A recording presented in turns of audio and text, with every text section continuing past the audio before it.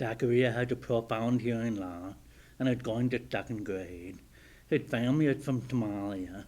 He moved to Minnesota and began attending preschool when he was 4 years old. He had one deaf brother and one deaf sister. His other siblings are hearing. His mom is learning sign language. Although Sekeriye began attending school and was exposed to sign language at a much younger age than his siblings, he had needed significantly more support to develop his ASL skills. Zachary is very friendly, shows empathy for others, and works to socialize with his peers and staff. Zachary is learning to communicate with his friends using ASL instead of through physical means. Touching, hugging too often, too hard. Zachary is very impulsive and struggles to maintain attention to tasks. He has a one-to-one paraprofessional in class and has recently began taking medication to help with attention and focus. Hello, welcome to Zacharia's IEP meeting. I'm so glad that you all are here. My name is Kelly Anderson. I am Zacharia's special needs teacher. waxaan dhahaa Kelly Zakariya aan la shaqeynayna maanta ka hadlaynaa maxaa dhihi jiray iyo kiisa kalena waxay iska hadlaynaa barasho wanaagsan. I'm Nanette McDevitt, classroom teacher. Nala dhahaa teacherkiisa ahaya. And it's Sekeriye hooyadiisa ahay. I'm Zakariya's mom. I'm Jay Fehrman, I'm a principal. Magaciisa Journal dhahaa and Principal. Oh, principal, okay. So we just went over Zacharia's recent reevaluation results. Nanette, you are Zacharia's teacher for the deaf and hard of hearing. Would you want to share any updates regarding your work with Zachariya? Absolutely. Waxaan ka hadlaynaa Zakariya maanta maxaan dhihi jiray wax ma jirto aanoo sheegaysid Zakariya kii kale ka hadlayo. All right. Zachary enjoys greeting others with a wave and a smile. He's starting to communicate more using ASL, and his ASL skills have significantly improved. But he continues to struggle to respond to questions. He often uses gestures or pointing when he doesn't know a sign. Zachary struggles to initiate conversations and play with other students. Waxay dhahday Zakariya wax badan oo fiican u sameeyaa mar waxay dhahday wixii la dhibaayo waxa dhibaayana ESL waa caawinayo insha Allah. Okay. Waa Instead, he tends to use touching or movements to communicate with other students, and sometimes students feel like that impedes on their boundaries. waxay dhahday marmarayno inuu dadka taawo jecelahay mise inuu dhaqdhaqaaqo marmarna ciyaalka wax kale u maleynaya. Thank you. Thank you for that update. Throughout the year, Zachary has made great progress. Last year, if you walked by him in the hall, he would only wave hi. And if you said, "How are you?" he wouldn't respond. But this year, if you walk by him and you say, "How are you?" he will say he's doing fine. waxay dhahday sanadkii aan soo dhaafnay wiilka maxaa la dhihi jiray marka salaantid hay'adu ku dhahay gacanta lagu ku taagaya but sanadkan neto marka la hadashid oo hay ku dhahdid inta ku dhahdid fiican tahay waa fiican oo dhahaa. Yeah. Ha, waan kugu raacsanahay. She said I totally agree. And so you and I talked earlier today, and you said that you do have some concerns regarding Zacharia's expressive sign language. At home, if you want something, he'll often just kind of point. And if you don't understand him right away, he gets kind of frustrated. Sometimes he'll ask his older sister, who is also deaf, to give him the sign. Is that right? waxay dhahday marmar markaa guur xaafadda joogtiin marmar markuu cunto rabo uu rabo meeshaasaytuu dhahaya ma aqaano si loo dhaho. Ha. You know, so walaashiis ka weyn gabadhaada iyo dhaaro uu weydiiyaa mar inay caawiso because ayada hataa waa ma maqlayso waxna. Si fiican. Run miyaa mise been? Ha, waan kugu raacsanahay. Waan kugu raacsanahay inuu wax baranayo, laakiin mararka qaar wuu xanaaqaa markuu wax ku weydiiyo ma yaqaano sign language-ki marka waxa way ku adag tahay si uu ku weydiiyo wixii uu rabay. She said Yes, I agree with you, and it's hard for him to understand and like ask for things. And when you disagree, he gets angry and frustrated. So Handy. It's okay. Yeah. So he strugg. So he has a hard time of he struggles with it, and he struggles with food, signing for food. Yes. Yeah. We've seen I that just- here at what's school this- too. He does struggle to remember the signs for food. We will make sure to address those concerns today. To help guide us and make sure that we're not overlooking anything, I would like us to use this discussion guide. I shared this with you before. Based on Zacharia's learning needs, I think we will start with the section titled, For Students with Co-Occurring Disabilities, What is the Range of Language and Communication Needs and Abilities? That's on page 14. Okay.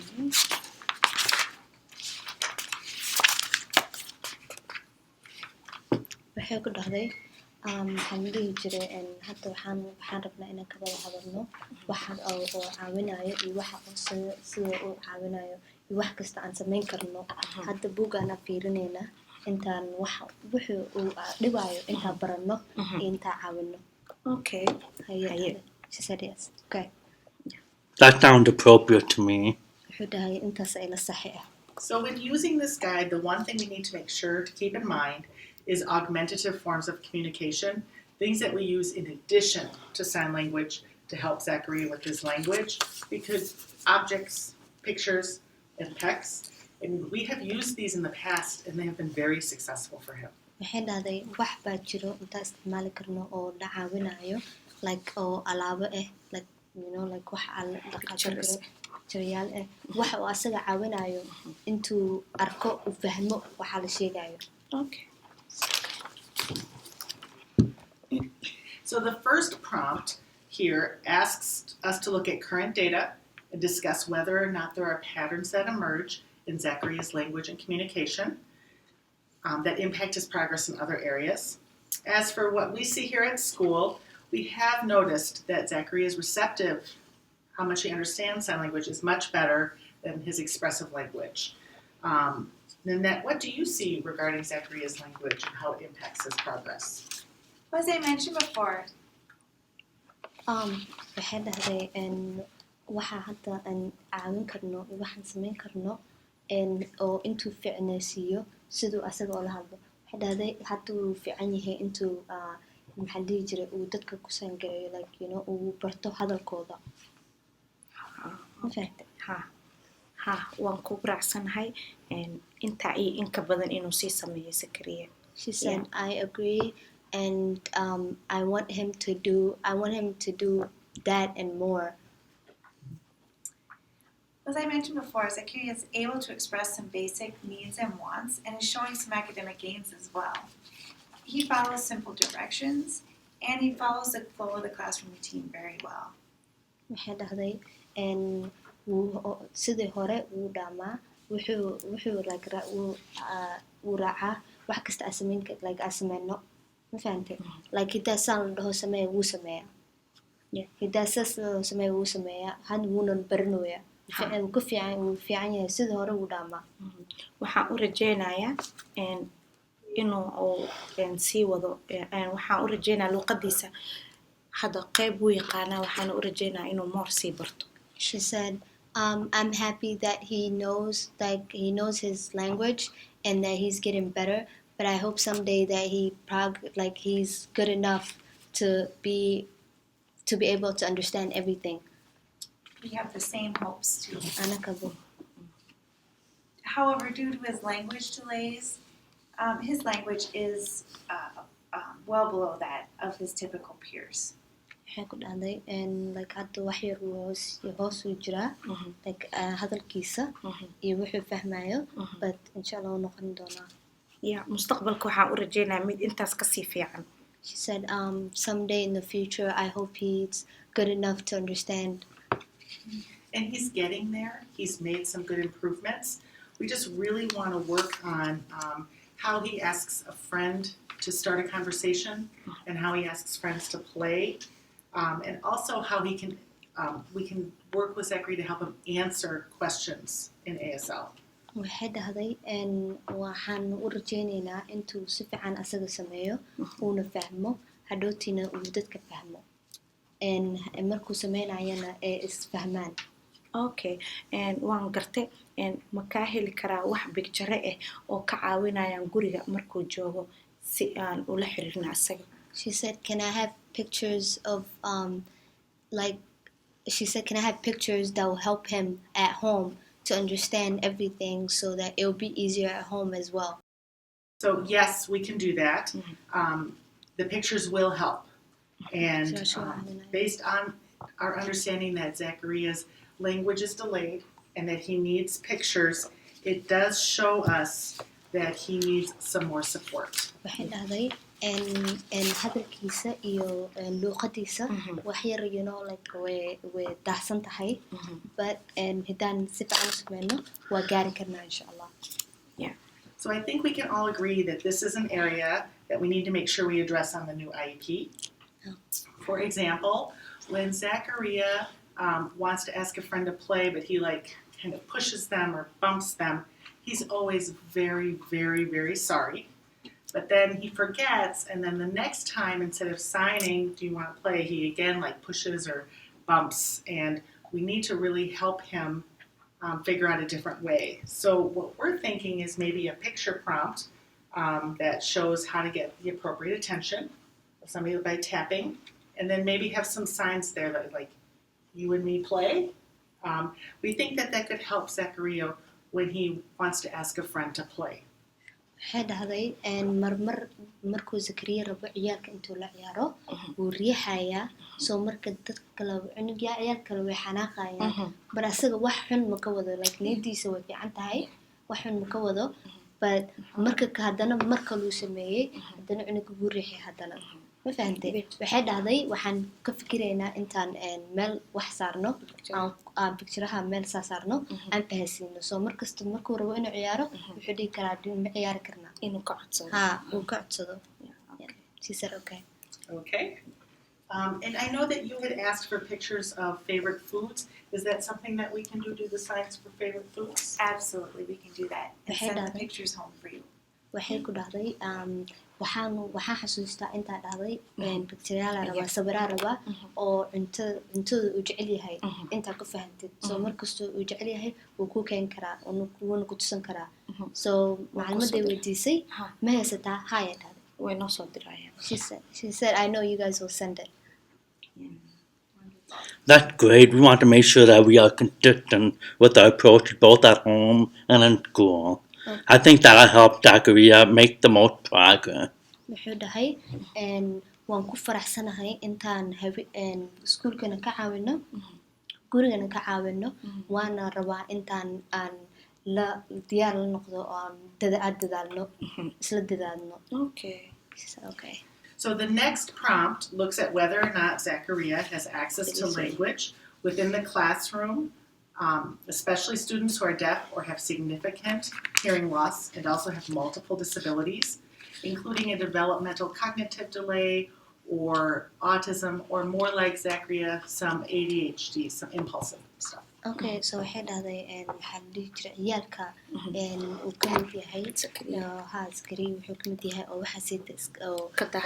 wax ka daahsan oo oo wax yar oo maskaxdooda wax kasi oo kuwa maqli karin oo kuwa waxaa oo autism maxaa la dhihi jiray ka mid yahay, so waxaan rabnaa ayaga dhan intaa caawino aanan meel la gaarno. Okay. So I think we can agree at Metro Deaf School, Zachary does have access to peers who use ASL and also peers with other disabilities and who need support, also maybe with their impulsivity. Okay. waxay dhahday Zakariya wuu leeyahay access uu leeyahay intuu peers soo galo, meel peers kala dhaw ma aqaan waxa tahay uu soo galo waxa siitan dhan uu la sameeyo. Okay. waan ku faraxsanahay inuu sii noqdo qof dadaalaya Sekeriye. She said, I'm happy that he's gonna be like, he's gonna have some progress and do some achievements. Wonderful. I would agree with what Kelly said. And I also want to say that I'm so happy that you're learning ASL at home and using ASL with him at home. And you're continuing to work with improving communication. That's going to be a huge benefit for him.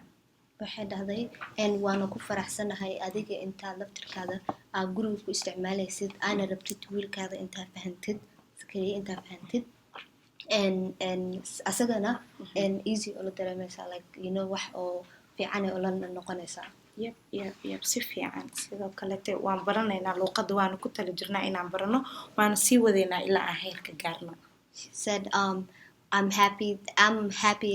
I'm also happy that I get to learn the language that he speaks because I understand him and he will understand me and we'll make progress from there In the future. So now the last prompt asks, how frequently does Zachariya have access to fluent sign language models in the special education setting? I'm just going to look at the IEP.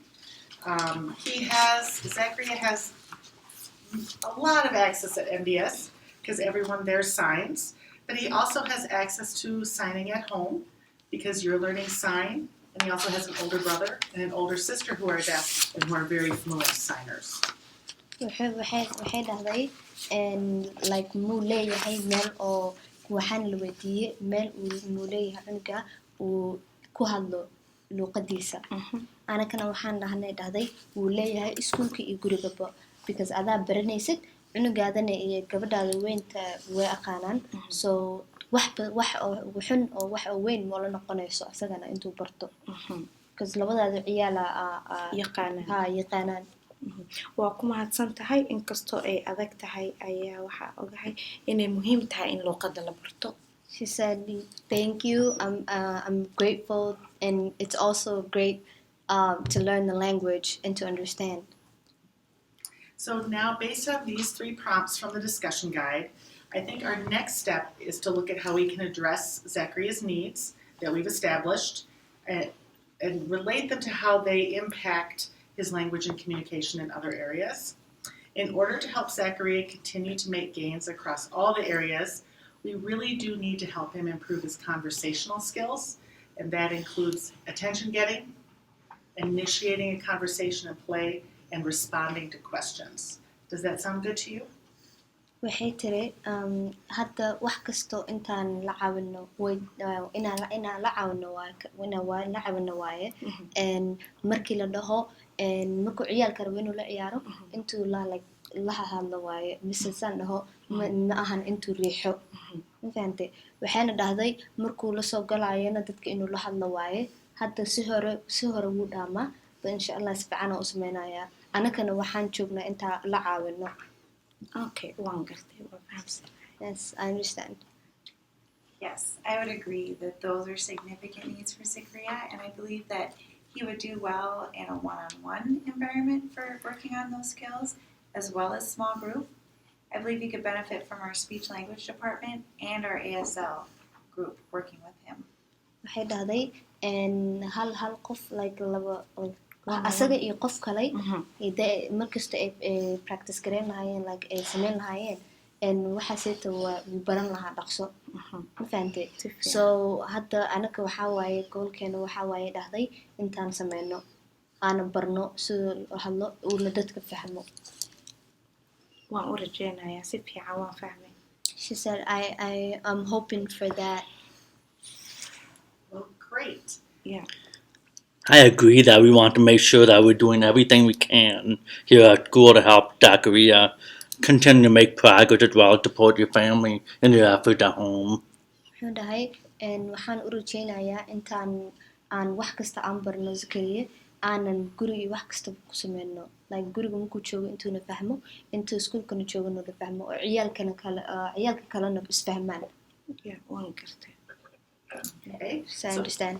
So what I will do now is I will type up his IEP with all this information, with the goals and objectives that we discussed today, and also the accommodations that we feel are necessary to help Sekeriye.